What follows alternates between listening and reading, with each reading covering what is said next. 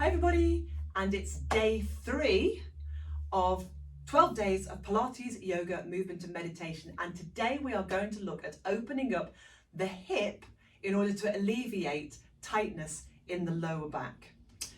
So you're going to need something to lift the hips. Your squashy Pilates ball isn't enough, it needs to go across the broad of the hips. So if you've got a foam roller, that's perfect. If you don't have a foam roller and maybe you've got a yoga bolster, that might work.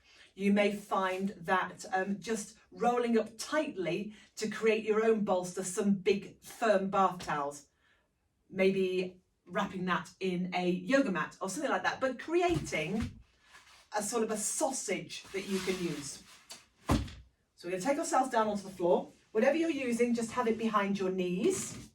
Lay yourself carefully down. Press into the feet to lift the pelvis and put the back of the pelvis onto your bolster, your foam roller, whatever it is.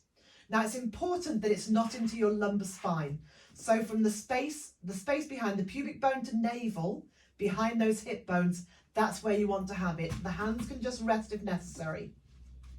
And initially, you just want to allow the weight of the body to rest down without allowing the body to bow, okay? So be soft around the breastbone and the ribs.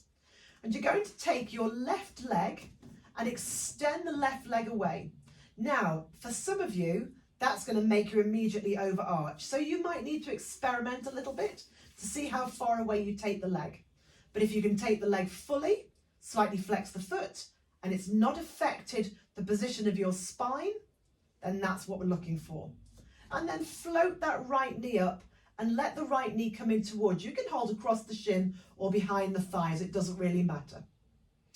So all we're going to do as we breathe out is to lengthen and create more heaviness in your left leg as you slightly bring the right knee towards you, slightly curling the pubic bone towards you. And then as you breathe in, release it a little.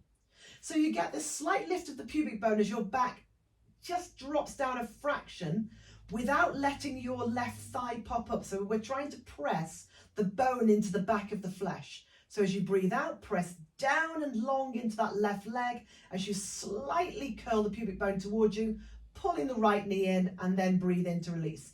Just do that a couple more times. So we're creating an opposition of length and distance between the right kneecap and the left foot.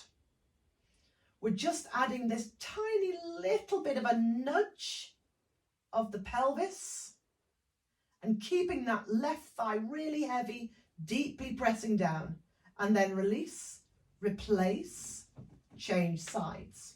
Okay, so again, just experiment how far away you can take the leg without feeling that you're being pulled out of position. For some of you, you might need to keep a bent leg just to start off with, but even just here, you might find you've got this feeling of opening up through the front of the hip, maybe even into the front of the waist, above the hip bone. So bringing the left knee in, behind the thigh across the shin as you wish, relax those shoulders, drop the weight down into the back of that right thigh.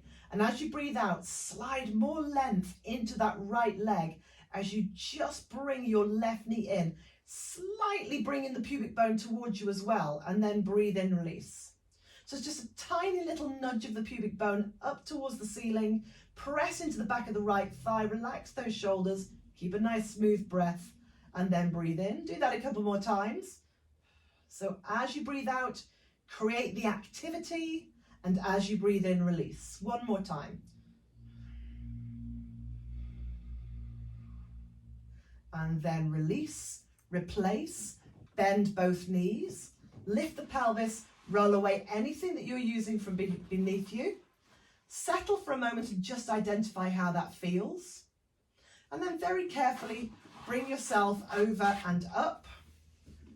You might want to pause for a moment, remembering of course that when you come up to standing, you immediately go into that little pedal walk just to get the circulation going. But there you go, using a rise behind the back of the pelvis to open up tension and tightness in the hips that can create tension and tightness in the lumbar spine. I love that one. Hope you do. Let me know how you get on with it, and I will see you tomorrow.